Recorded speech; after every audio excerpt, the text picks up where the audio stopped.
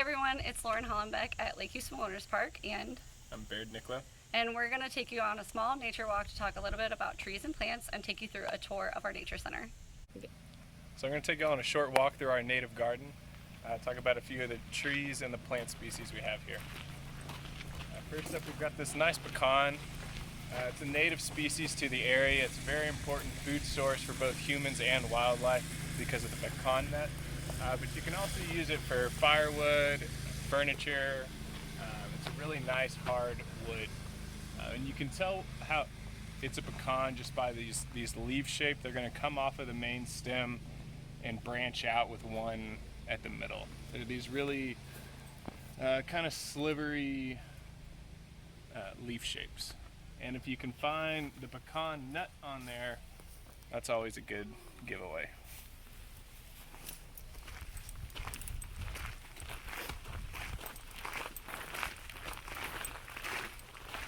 Another common native we have in the area is going to be this loblolly pine. It's going to be one of the dominant pine species, really one of the only ones, except in rare occurrences we have in the park. And it's a really important tree both for humans and wildlife. It's going to be used as a wildlife habitat. A lot of woodpeckers will excavate holes in there for their nest, and then a lot of other species will use those holes afterwards. Humans, we use it for lumber. It's a good, fast-growing softwood.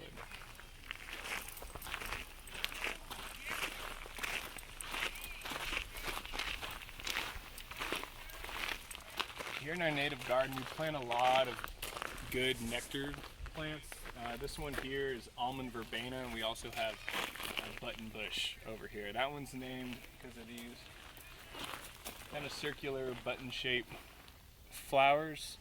The verbena here is going to have these long, kind of cylindrical flower shapes, and you can see all of these pollinators, butterflies, bees. There's a few wasps up there.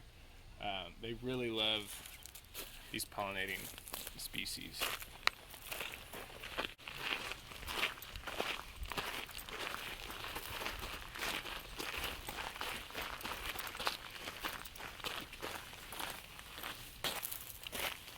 Some more native species we have in the park is going to be this Yaupon holly.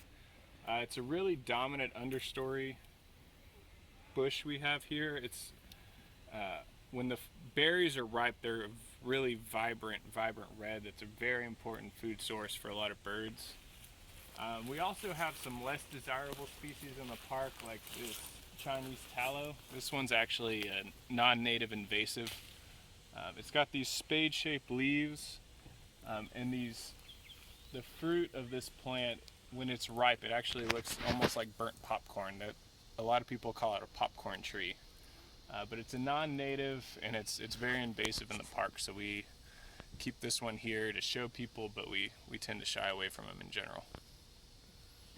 We have two main types of trees in the area. The first one is conifer.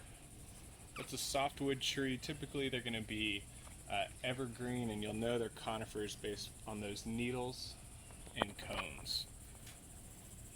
The other one we have is deciduous. Now, the deciduous, also known as broadleaf, typically they're going to lose their leaves annually, and they're going to be made of a harder wood. There's three main parts of a tree. The first one that you're not going to see is going to be the roots. They support the tree, they bring in nutrients and water to the tree, and then it goes up into the trunk, which is going to be your main part of the tree holding up the third part, the crown. Now the crown, it's composed of the limbs and the leaves.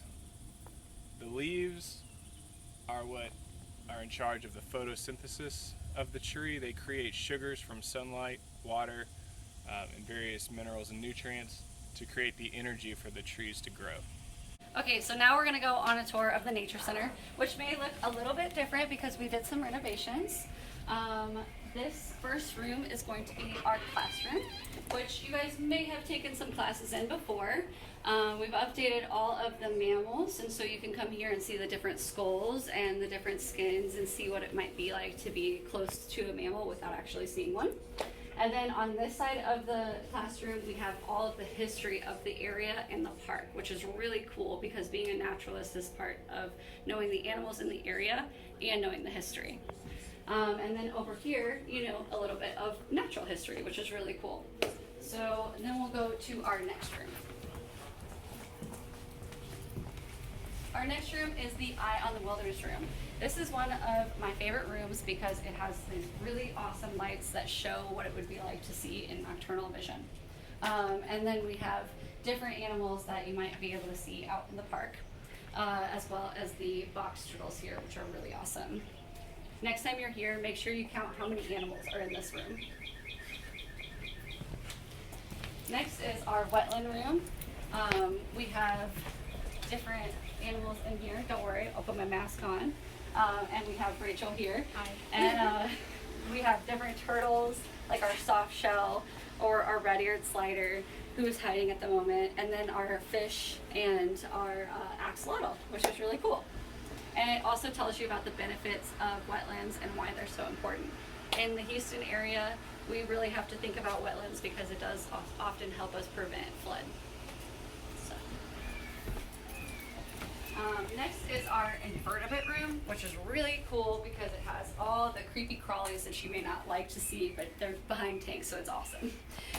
We have ants in here, we have roly-polies, which you might recognize, and then we also have praying mantises and different spiders.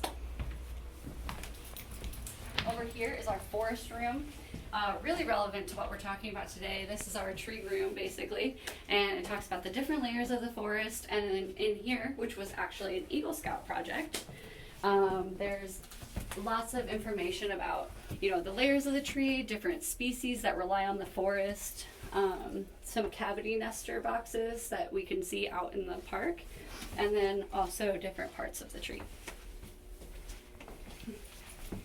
And last but not least, we have our reptile and amphibian room, which is often everybody else's favorite, which is also mine too. I guess every room is my favorite. But this has lots of different species of snake and frog and toad. And this is one really great way to get to know the local snakes in your area, because a lot of people are very afraid of them because we have some venomous ones. But in here you can look at them, ID them, and so that you're safer when you're walking through the forest. And that's all from us. Come visit us soon. Our individual campsites are open, and they are all named after trees. And make sure you come visit the Nature Center. We're also open, but be sure to bring your mask.